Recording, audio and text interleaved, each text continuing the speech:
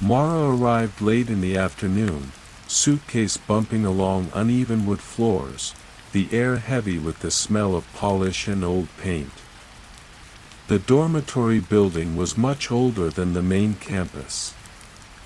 Its halls felt long and narrow, the way only places built with a different sense of time do. The woman at reception, barely looking up from her mug, handed her the keys and a faded map of the upper floors. Mara thanked her, more out of habit than need, and found her way upstairs. Her room, number 207, carried a cold, still feeling. Someone, maybe decades ago, had tried to brighten it up with curtains full of faded sunflowers. The windows were clouded, stiff when she tried to open them. She unpacked slowly and carefully, placing her sketchbooks on the desk, tucking her grandmother's blanket carefully onto the narrow bed. The closet was small. She'd expected that. But when she slid open the rickety door, she noticed a shelf pressed up high against the left wall. It looked like it had always been there, but for some reason, the grain of the wood felt a little different from the rest of the closet.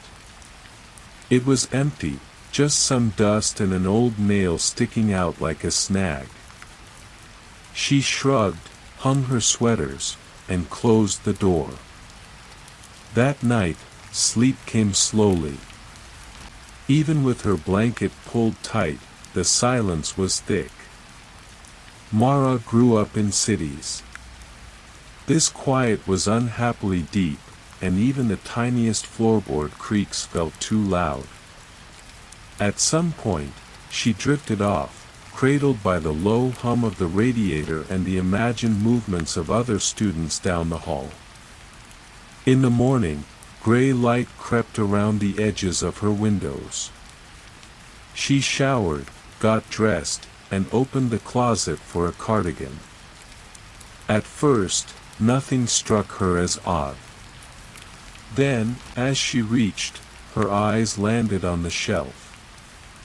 An object sat there, a pale blue marble, chipped along one side. She frowned, imagining for a moment she'd left it herself. But she hadn't brought a marble, let alone one this scuffed. She held it in her palm, rolling it, feeling the years worn into the glass. With a shrug, she placed it beside her hairbrush and got on with her day, only thinking about it once or twice in passing. The week unfolded in small, practical patterns: classes, calls home in the evenings, careful walks along the tree-lined courtyard. Each day, Mara tried to settle her mind, but each night she slept thinner and thinner. Some nights her dreams scattered quick and light, other times not at all.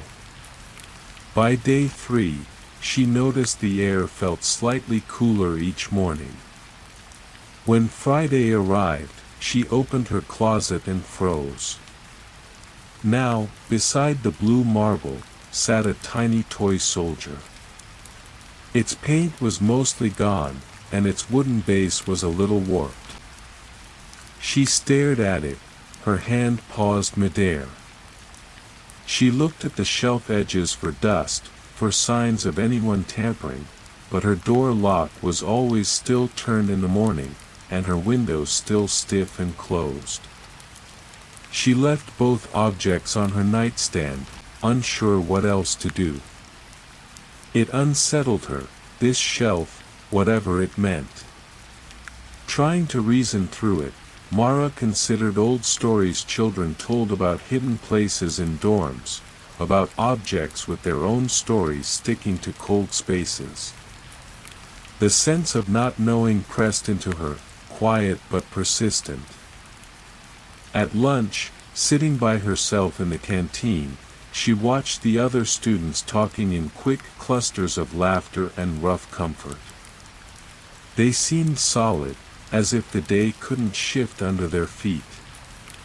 By Sunday, Mara avoided the closet, but her hands always found it in her morning routine. And now, there was a third object, a small card, its edges yellowed, with a child's name scribbled in green ink. She traced the name, tried saying it aloud, but it sounded wrong in her mouth, like something meant only for a different voice. The card smelled faintly of chalk and, oddly, a whiff of peppermint. Mara woke earlier and earlier each morning, feeling as though she needed to catch the shelf before it changed, but every morning the new thing was already there, pressed against the wood as if it had always been. The feeling of unease grew larger, making the walls feel closer. The radiator seemed to tick more slowly, the corridor voices faded behind the door as if muffled by heavy drapes. Mara's dreams were growing longer, filled with slow-moving figures pausing at the edge of her vision, silent, their arms hanging by their sides. By the second week, Mara was sleeping even less. She hesitated every time she looked toward the closet, waiting for her eyes to adjust to whatever strange addition came next. On Thursday, a delicate music box key, bent and tarnished, waited for her on the shelf. She picked it up, checked if it matched any of her own things, but nothing in her room had ever fit it. She left it carefully next to the toy soldier, unwilling to throw it away but hating the sight of it. Days blurred. Sometimes Mara would stop mid-task and try to recall what time it was, or what day. The outside world grew quieter. Hallways, once full of footsteps and muffled laughter, now seemed oddly vacant. Voices became echoes, drifting thin along the old floors, never quite resolving. Even during daylight, the view from her window seemed slightly off, like the tree outside stood in a spot she didn't remember, or a lamppost looked bent the wrong way. It was nothing you could point to, and yet everything felt positioned with subtle intent. Her own belongings began to seem unfamiliar. She opened her sketchbook, and a half-finished drawing, which she remembered filling with sun and faces, now seemed gray, lined with shapes she could not recall drawing. The sunflower curtains moved in a pattern that made the room feel smaller, pulling the walls in. Mara's phone sounded at odd hours with messages she never quite caught before they vanished. There were gaps in her memory, little pieces of her day rearranged, as if the shelf was not just collecting lost things, but trading them for pieces of her world. Everything in her room began sliding subtly into the wrong timeline. The routine of checking the closet in the morning became a ritual she both dreaded and needed. Each night, Mara double-checked the lock, pressed her ear to the door, trying to hear if anything was moving inside. But it was always silent. No evidence of intrusion. Still, every dawn, another object, an old photograph, a pressed white flower, a broken watch, joined the others on the shelf. She started keeping a list, but she was never certain if she'd forgotten an item or it was truly new. During her final days in room 207, Mara barely left except for necessities. She let all the objects gather on her desk, lining them up in order as best she could, but each looked like it belonged somewhere else.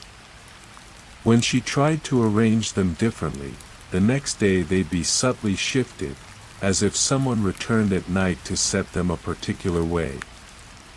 She tried to sleep with her eyes open, the feeling of being watched more present than ever. On her last night, Mara lay awake long past midnight, listening to the radiators hissing. The room was cold, but sweat beaded at the base of her neck. She could hear the tick of her broken watch on the shelf, though she knew it didn't work. At some point, she closed her eyes only to wake some time later, the pale blue light of dawn stretching across the ceiling. She checked her list, checked the desk, checked the shelf. One last object had appeared, her grandmother's blanket, folded neatly as if it had never touched her bed. Yet, her own bed was bare. She turned to the desk, reaching for her phone to call someone, anyone, but found a different device, heavy and unfamiliar, lying where her phone should be. Its case was worn by hands she did not recognize. She tried to dial, but the numbers did not match her memory. Mara's own reflection in the window, barely visible in the early light, seemed subtly unfamiliar, her jaw softer, her eyes darker, as though someone else had watched her sleep. That morning, Mara stepped carefully out into the hall, leaving her door just slightly open behind her. The sun was too quiet. The corridor seemed longer than she remembered. As she walked, she realized she could no longer recall the path to the lobby, only the feeling of the shelf, always just behind her. The memories of her own room faded gently, as if she were trading spaces with someone who had always belonged here instead. Each step was soft, measured, as the building quietly folded her story into its own, room by room, year by year, as it always had, and always would.